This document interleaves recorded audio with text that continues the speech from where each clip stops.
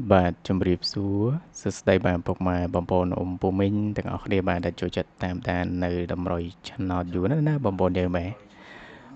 សម្រាប់ថ្ងៃទី12ហ្នឹងគឺ admin មានតម្រុយមកចែកជូនពុកម៉ែបងប្អូនយើងទៀតហើយ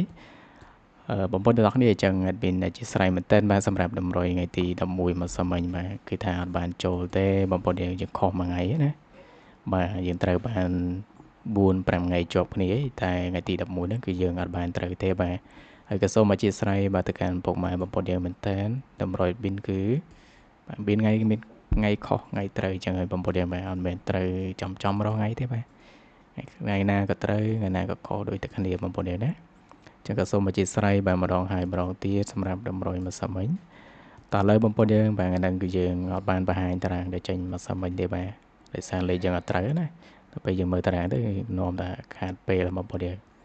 ហើយយើងចូលមកកាន់តម្រុយថ្ងៃថ្មីតែម្ដងទៅបាទសម្រាប់ថ្ងៃទី12ហ្នឹងចាមុននឹងបង្ហាញតម្រុយទៅកាន់បងប្អូនយើង admin ក៏សូមបាទសំណូមពរបងប្អូនយើងឲ្យជួយចុចមេដៃហើយនឹងចុចជាវជូន admin ម្នាក់មួយផងបាទតើឥឡូវចូលមកកាន់តម្រុយរបស់យើងថ្ងៃទី12ទាំងអស់គ្នាសម្រាប់ថ្ងៃទី12ហ្នឹងគឺមានខ្សែបងប្អូនយើងមានខ្សែ2 53 27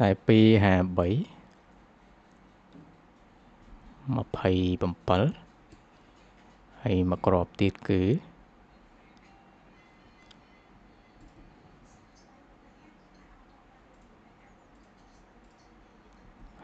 61បាទបងប្អូនយើងណា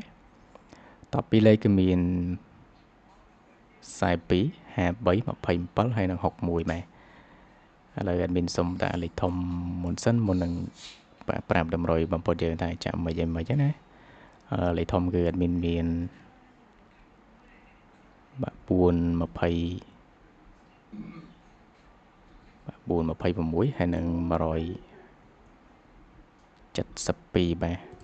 ខ្ទោគឺខ្ទង់40បងប្អូនយើងណាតោះឥឡូវយើងមកមើលតម្រុយថ្ងៃទី12ហ្នឹងទាំងអស់គ្នាបងប្អូនយើងសម្រាប់លេខតយ2លេខគឺមាន42 53 27ហើយនឹង61បាទសម្រាប់42ហ្នឹងបងប្អូនយើងចាក់ឡើងចុះណាបាទ42 53បងប្អូនយើងត្រឡប់មក35មកហើយ27បងប្អូនយើងបាទ72 27ហ្នឹង61បងប្អូនយើងត្រឡប់ដូចគ្នាមកបាទជាង3លេខ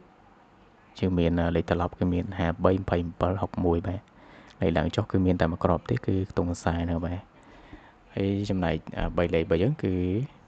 ហ្នឹងគឺចង្គុណ426គុណហើយ172គុណបាទចាំបងប្អូនយើងស្រឡាញ់លេខធំនៅ admin តម្រុយមានហ្នឹងក៏អាចយកទៅផ្សំសំណាងបានបាទម៉ោង4ម៉ោង6ណា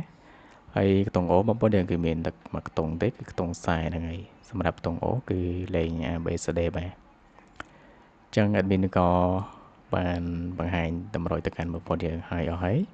សម្រាប់ថ្ងៃទី12ហ្នឹងសង្ឃឹមថាបាទតម្រុយមាននឹងនាំលៀបនាំជ័យជូនទៅកាន់បងប្អូនយើងណាចឹងក៏សូមជូនពរបងប្អូនយើងឲ្យហេងត្រូវទាំងអស់គ្នានៅតម្រុយថ្ងៃថ្មីហ្នឹងបាទចឹងអរគុណច្រើនបងប្អូនយើងមានតែប៉ុណ្្នឹងទេក៏សូមជម្រាបលាបងប្អូនទាំងអស់គ្នាបាទចាំជួបគ្នានៅតម្រុយថ្ងៃស្អែកបន្តទៀតក៏ដូចជាការ live បងប្អូនយើងបាទហើយមួយទៀតបងប្អូនយើងបាទការ live admin បើសិនជាបងប្អូនយើងមើលវិមានឆ្នោត3ហ្នឹងអត់ឃើញ admin និយាយទេបងប្អូនយើងអាចបាទមើលនៅក្នុងវិមានឆ្នោត2បានបាទ admin និយាយនៅក្នុង channel មួយទៀតគឺវិមានឆ្នោត2ហ្នឹងហើយចឹងអរគុណច្រើនបងប្អូនយើងណាបាទជម្រាបលាជូនពរហេងទាំងអស់គ្នាបាទនៅតម្រុយថ្ងៃថ្មី